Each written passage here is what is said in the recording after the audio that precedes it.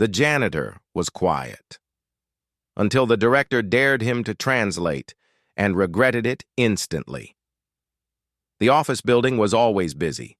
Phones rang, people shouted over meetings, the sound of typing never stopped.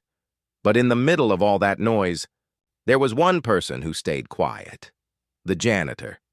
His name was Mr. Karam, but no one really used it. They just called him the janitor. He was old, maybe in his 60s. His back was a little bent, his hands always in gloves, and his eyes, they looked tired, but sharp.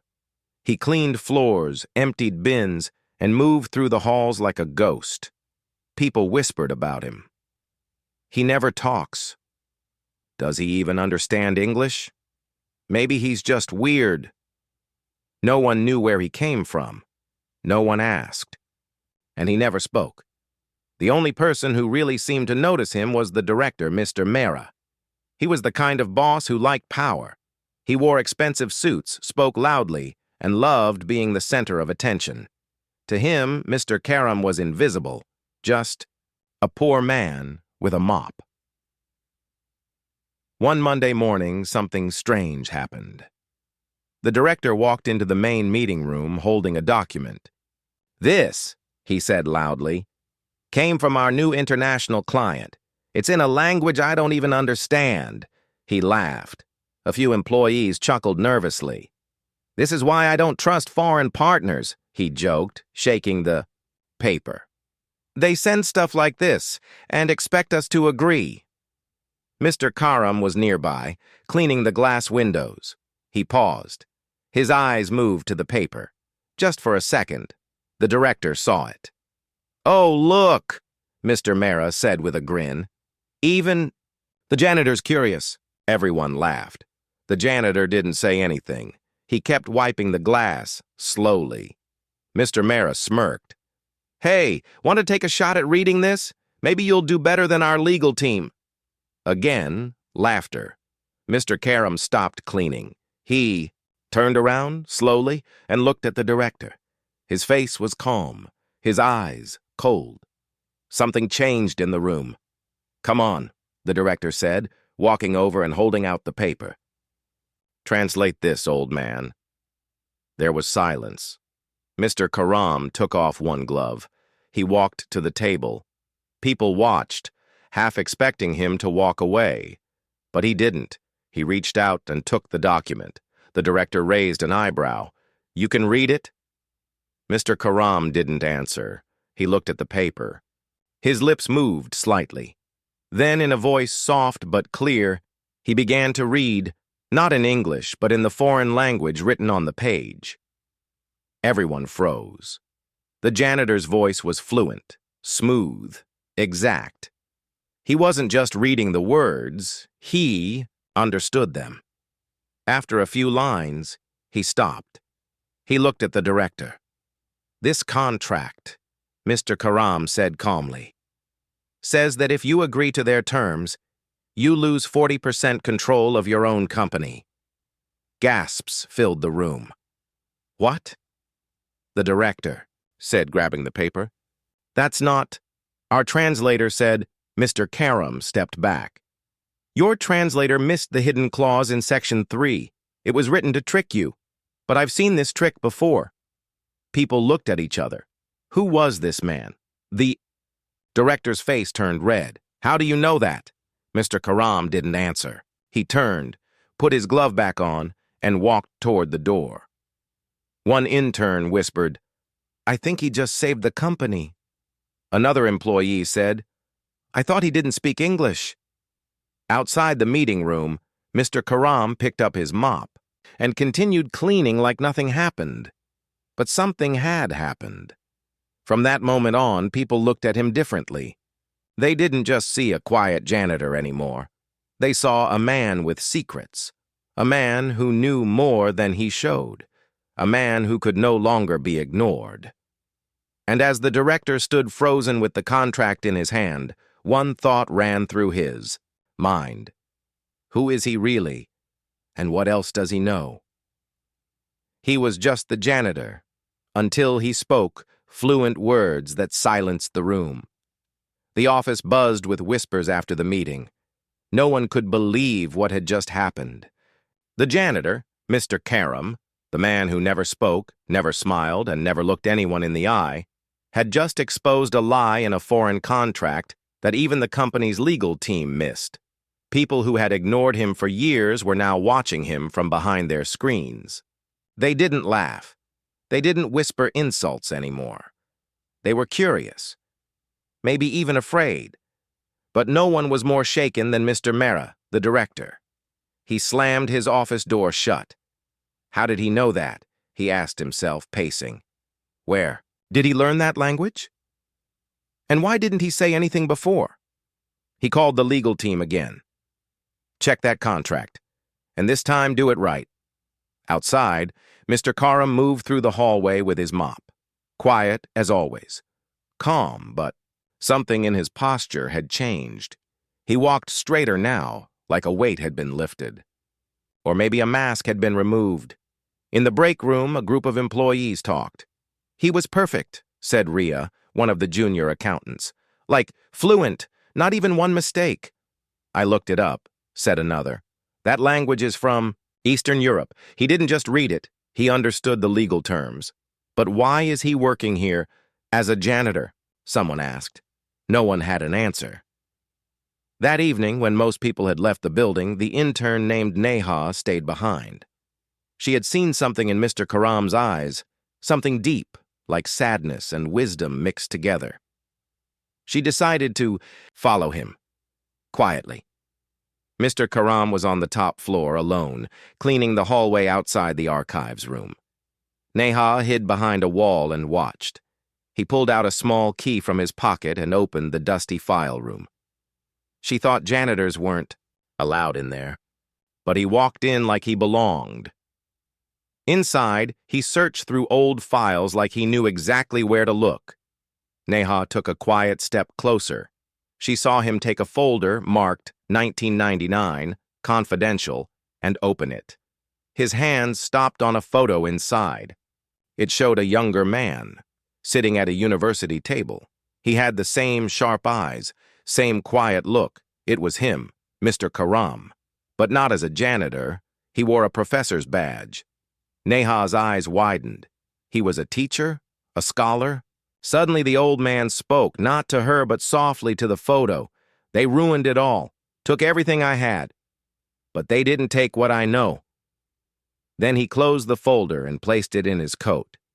Neha stepped back quickly before he noticed her and ran down the stairs, her heart pounding. The next morning, whispers spread faster than ever. Everyone was talking about him. By 9 a.m., Mr. Mehra had called in the HR head, 2 board members, and the IT manager. I want his records, he said. Everything. Where he's from, what he's done, why he's here. But nothing came up. No. School records. No work history. Nothing beyond the past 6 years, said HR. It's like he just appeared. Mr. Mehra frowned. No one just appears. Downstairs, Mr. Karam continued working as usual. But now, every eye followed him. Every whisper grew louder, and every step he took echoed with the weight of a question no one could answer. Who was this man? Before he became the janitor, and more importantly, why is he here now? He had no records. No past, but one photo changed everything. Mr. Karam, the quiet janitor, had become the mystery of the entire building. The man who once walked like a shadow was now the center of every conversation. People no longer looked through him. They stared, they whispered, they wondered. But no one dared ask him anything, and Mr. Karam, he stayed silent just like before. But Neha, the young intern who followed him into the archive room, couldn't forget what she saw. That old photo. That professor badge. The words he had whispered. They ruined it all. Something inside her told her this wasn't just a janitor with a secret. This was a man with a story, maybe a painful one, a forgotten one. That evening, after work, she stayed late again. She went back to the archive room. This time she didn't follow him. She searched alone, and she found the file. 1999. Confidential. She opened it with shaking hands. Inside were newspaper clippings, old papers, and one photograph. The same photo of Mr. Karam, but younger. He looked proud, standing in front of a university podium. The clipping said, Dr. Karamveer Singh to represent India at Global Languages Conference, Geneva. Respected linguistics professor set to speak on language manipulation and decoding.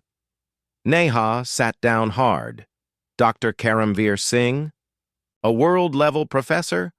Why is he cleaning floors now? She read more. A second article dated 1 year later said, University fires professor over espionage allegations. Authorities suspect Dr. Singh of sharing sensitive documents with foreign groups. No charges were filed, but career ended. Her hands trembled. He wasn't just forgotten. He was erased. Suddenly, she heard a sound behind her. She turned quickly. It was him, Mr. Karam. He stood at the door, calm, quiet, but not surprised. You shouldn't be here, he said softly. I'm sorry, Neha said. I had to know. He walked inside slowly and looked at the open file. I knew someone would find it eventually, he said. It was just a matter of time. Neha didn't speak. He picked up the old photo. I was a professor once. I taught language, patterns, codes. I spoke 10 tongues, and read 10 more. She nodded slowly. What happened? Mr. Karam looked at her for a long moment. Then, with a tired voice, he said, They used me. I was sent to decode enemy messages. But when I found out the truth about our own side, they called me a traitor. I didn't steal secrets. I tried to reveal them. He looked away. They destroyed my name, took my job, my family left, my home disappeared. And I became no one. Neha's throat tightened. But why work here? She asked. Why hide for all these years? He gave a weak smile. Because knowledge is dangerous, but silence is safe. Then he turned to leave. But Neha spoke up. You saved the company from a trap. You helped us. You still matter. He stopped at the door. Not everyone thinks so, he said, especially your... He wanted to bury the truth, but the janitor held the shovel. Director Mehra sat alone in his office long after midnight. The lights were off. His laptop screen glowed with a photo, the same one Neha had found. A younger Mr. Karam stood tall. At an international conference, Dr. Karamveer Singh, linguist, codebreaker, genius, and now, janitor. Mehra clenched his jaw. How did I not know? He whispered. How is he under my nose for 6 years? He pulled out a printed report. It was everything his private investigator had dug up in just 24 hours, but one page had red ink across it. Classified, access denied. There were things even he wasn't allowed to see. That's what scared him the most. Downstairs, Mr. Karam worked silently. He didn't need to guess what was coming. He had seen fear like this before, in government offices, in academic councils, and now in corporate halls. He had exposed something in that foreign contract, a deal worth millions. And that wasn't just a mistake. It was a trap. One that would have cost the company everything, and someone had set it up on purpose. That morning, Mehra called a meeting with his top executives only. Neha wasn't invited, but she listened through the wall outside the conference room. This man, Mehra said, pointing at the photo of Mr. Karam, is more than a janitor. He's a threat. He knows languages, codes, and systems better than most of us. Someone asked, so what do we do? Fire him? Another said. No, Mehra said coldly. That would make it worse. He'd talk. He could ruin us. So? We watch him, Mehra said. We isolate him. No access. To files, no freedom to move. If he makes one mistake, we end it. Inside his supply closet, Mr. Karam already knew. He had seen the cameras being moved. He had noticed the access pass no longer worked on certain doors. They were watching him now, and that told him something important. They had something to hide. Later, that day, Neha came to find him. "They're afraid of you," she whispered. He nodded. "They should be." She hesitated. "Do you still have the contract file?" Mr. Karam's eyes narrowed. "Why?" "Because someone is lying," she said. "And if we follow the trail, maybe we'll find out who tried to destroy this company. And you." He looked at her for a long time. Finally, he said, "Meet me in the records room. Midnight. Come alone." At exactly midnight, Neha sneaked into the cold, dark archive room. Mr. Karam was already there. He had a box of papers, old contracts, letters, memos. "I kept copies," he said, "all these years. I knew. One day the truth would rise again." They laid the papers out on the floor. Side by side. Neha read them. "Wait. These are from 10 years ago. This company had dealings with the same foreign agency." She looked up. "This wasn't just one bad deal. It's been happening for years." Mr. Karam nodded. "They blamed me for telling the truth back then," he said softly. "But now, I'm going to make them listen." But neither of them saw the tiny red light blinking in the corner. A camera. Someone was watching, and soon Mr. Mehra would know that the janitor wasn't just searching for the truth. He was about to uncover everything. They couldn't fire him. So they planned something worse. The next morning, the office felt different, colder, tighter. Everyone smiled too much. No one made eye contact with the janitor anymore. It was like a warning had been sent around. "Stay away from Mr. Karam." But he noticed everything. Neha walked past him quickly and whispered, "They know we met." Mr. Karam only gave a small nod. Then it begins. Director Mehra sat in his office, smiling calmly to his team. But inside, he was boiling with fear. He had seen the midnight camera footage. The janitor had evidence, real, dangerous evidence. "Send in the IT team," Mehra said. "Let's start wiping everything connected to him. I want his ID logs deleted, his emails, his entry history. Erase it all." "But sir," someone asked, "what about him?" Mehra smirked. "We won't fire him. No, that would be too clean. We'll let him hang himself." And that's when the trap began. At 3 p.m., a call rang through the office. "Emergency in the finance server room. Data breach." Security guards came running. Technicians panicked. The room was locked, but somehow Mr. Karam's ID card had been logged inside just minutes earlier. He wasn't even near it, but no one cared. Alarms rang. People shouted. Mr. Mehra arrived with security. They pulled Mr. Karam aside. "We have questions," the guard said. "Come with us." He didn't argue. He just looked at Mehra, and Mehra smiled.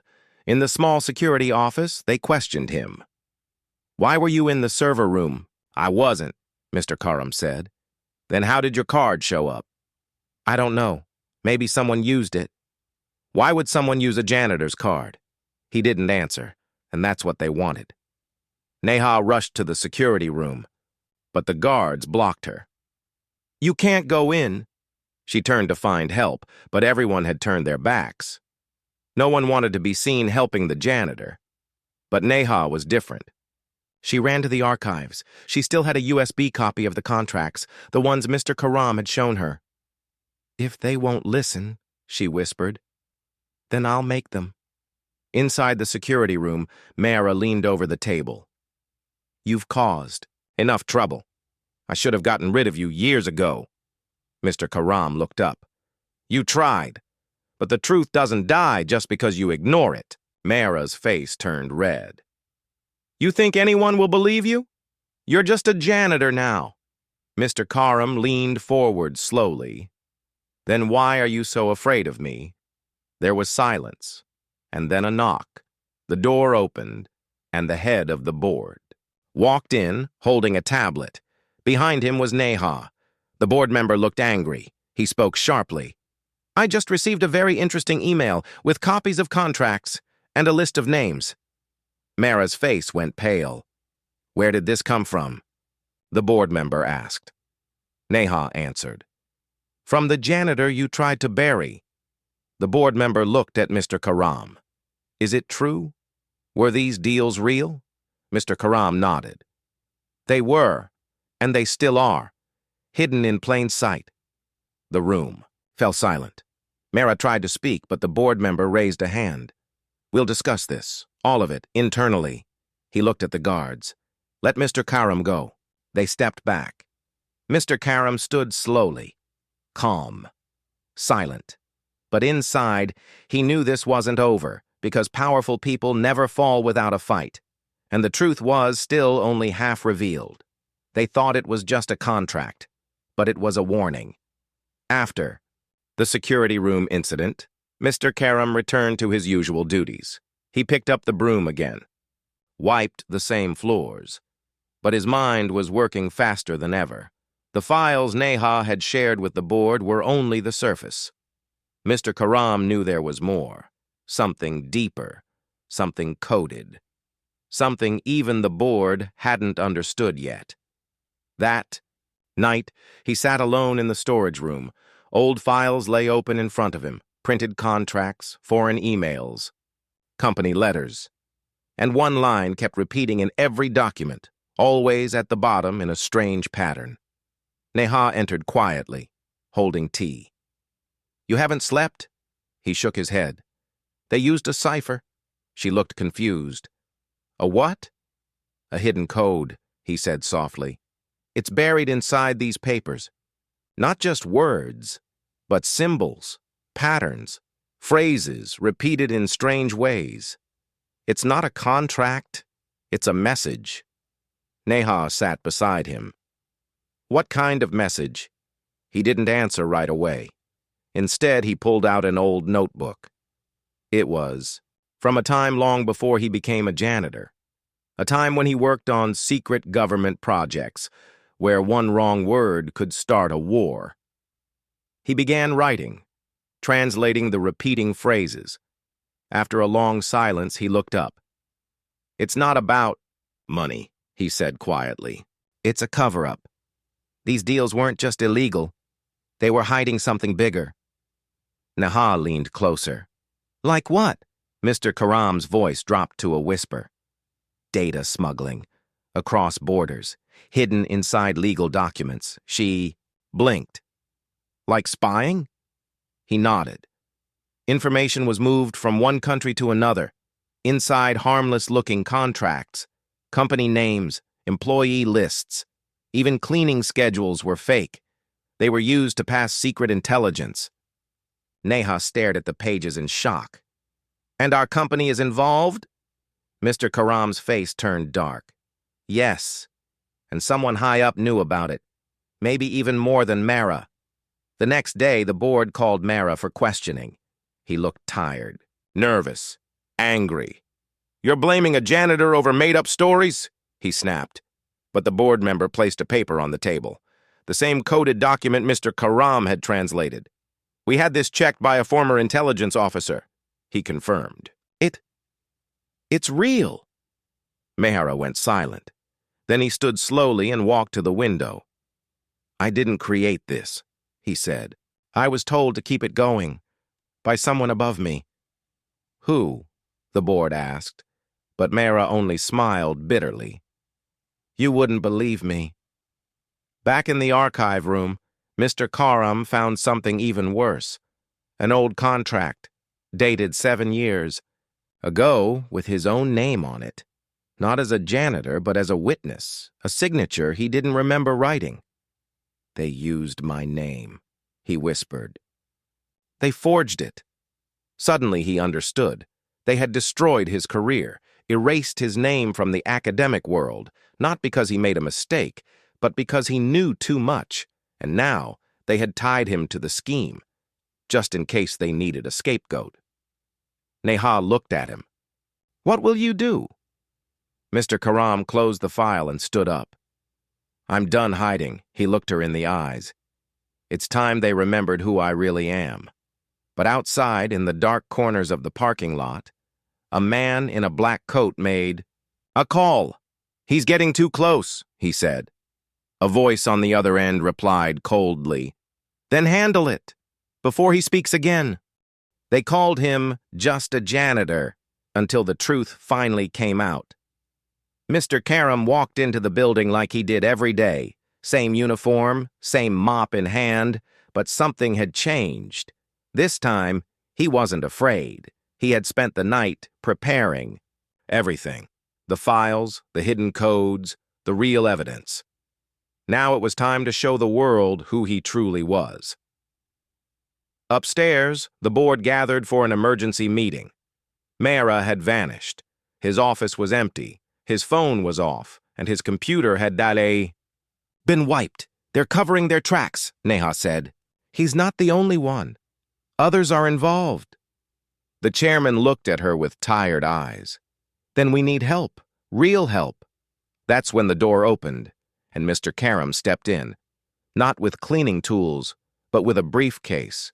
He placed it on the table, unlocked it, and pulled out a document, a single page. It held his old ID, Dr. Arav Karam, former intelligence decoder, linguist, and cyber operations expert.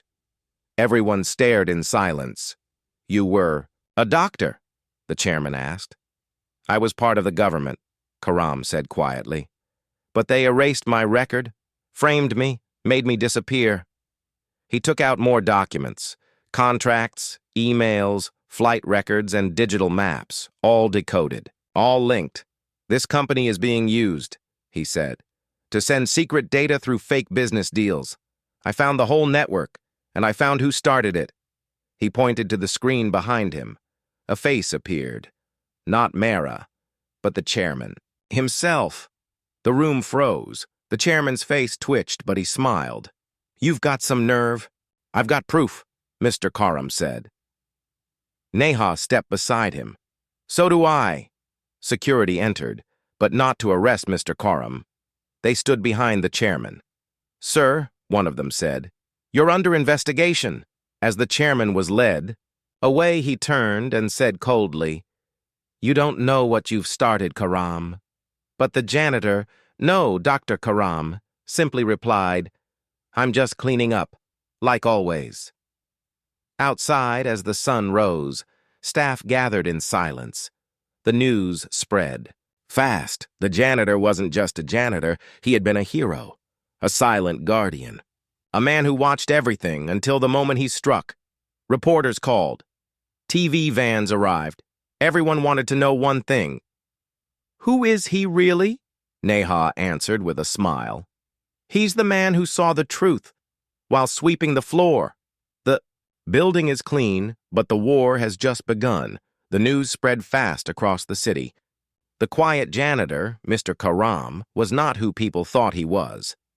Reporters waited outside the building. Papers called him the man who watched silently. TV channels showed his old photo, sharp eyes, calm face, holding a broom like a sword. But inside the building, Mr. Karam continued his work. He swept the floor like always, mopped the corners like he had for years. People nodded to him with new respect. Even those who once ignored him now whispered, "That's him." Neha stood beside him, watching. "You could have left," she said softly. "You could have gone anywhere." Mr. Karam smiled. "Not yet. One last shift." But that shift was not normal. An email arrived in Neha's inbox. "He's not finished. They're still watching." And now, they're angry.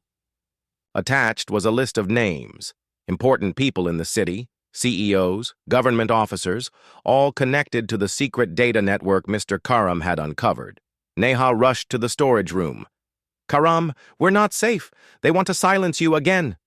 Mr. Karam calmly folded his cleaning cloth. I expected this. But you just got your name back, she said. You're finally free. He looked at her. I don't want my name back, he said. I want justice. That night, cameras caught him walking through the basement one last time. He wasn't cleaning. He was placing flash drives, each one connected to a hidden server. At midnight, a signal was sent out. Every corrupt file, every secret code, sent to the national press, law offices, and intelligence agencies. When the world woke up, everything had changed. The next morning, Mr. Karam didn't report to work. His locker was empty. His broom stood in the corner. A note was left on the desk. The job is done. For now. Dr. Arav Karam weeks passed. The company was taken over by the government. Arrests were made. Big names fell. But one question remained. Where did Mr. Karam go? Some say he left the country. Others believe he works in another building. Now, watching, cleaning, waiting. Neha received one final letter. Inside was a photo. A small village school, children laughing, and a man in a janitor's uniform smiling as he swept the floor. The message read, "Even the smallest job matters. When you do it for the right reason." Final scene. A new janitor enters the building. He looks young, nervous. The manager hands him the uniform. "You have big shoes to fill," she says. The young man asks, "What happened to the last janitor?" She smiles. "Oh, him. He saved us all.